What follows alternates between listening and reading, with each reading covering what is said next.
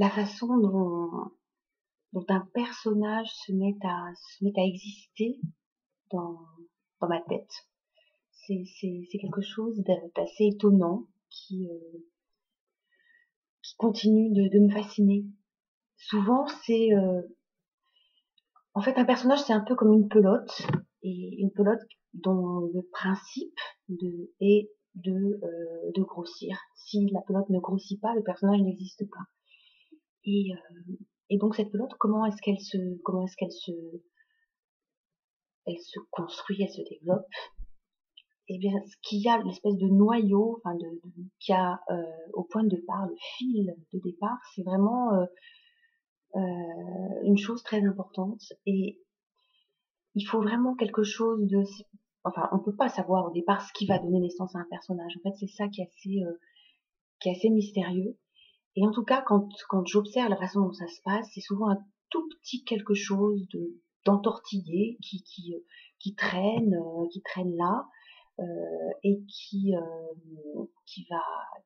va ramasser au fur et à mesure, complètement à mon insu, les choses, les petites saletés, les petites saloperies qui traînent, un peu comme un mouton qui resterait sous un lit ou sous une armoire, sous laquelle on aurait un peu oublié de faire le ménage. Et c'est c'est souvent en fait quelque chose de saugrenu, d'un peu saugrenu, une petite chose, un petit événement saugrenu qui est à l'origine d'un personnage. Et donc cette petite chose saugrenue, entortillée, pas vraiment définie, un peu idiote, souvent, pourquoi pas, euh, va, va rester là pendant quelques temps, et petit à petit, il y a elle attrape au passage, il y a d'autres choses, un peu presque par hasard, qui s'accrochent à elle au fil du temps.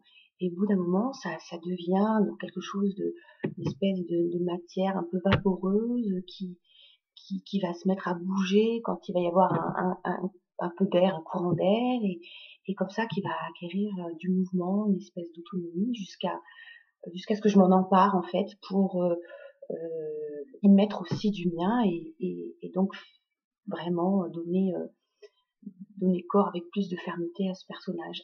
Et hier, en fait, tout à fait par hasard, je suis tombée dans un site sur les chats sur une conversation, et j'ai senti immédiatement donc à une intervention d'une personne que ce genre de propos était tout à fait susceptible de donner naissance à un personnage. Donc je l'ai recopié, je l'ai gardé bien soigneusement, et je vais lire maintenant cette intervention. C'est juste une phrase en fait. C'est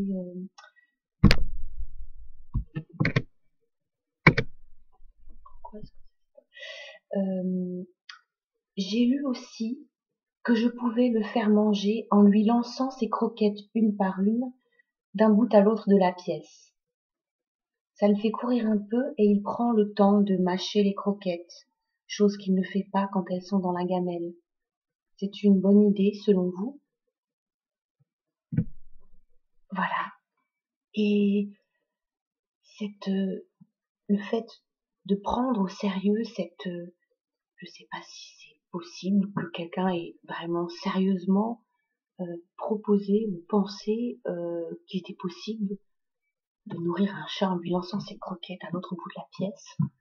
Je sais pas si c'est juste du second degré, en tout cas, que l'idée que quelqu'un puisse le prendre au sérieux, c'est tellement stupéfiant, tellement ahurissant, enfin, tellement idiot, que tout à coup, j'ai trouvé ça magnifique. Et voilà, c'est le genre de toute petite intervention qui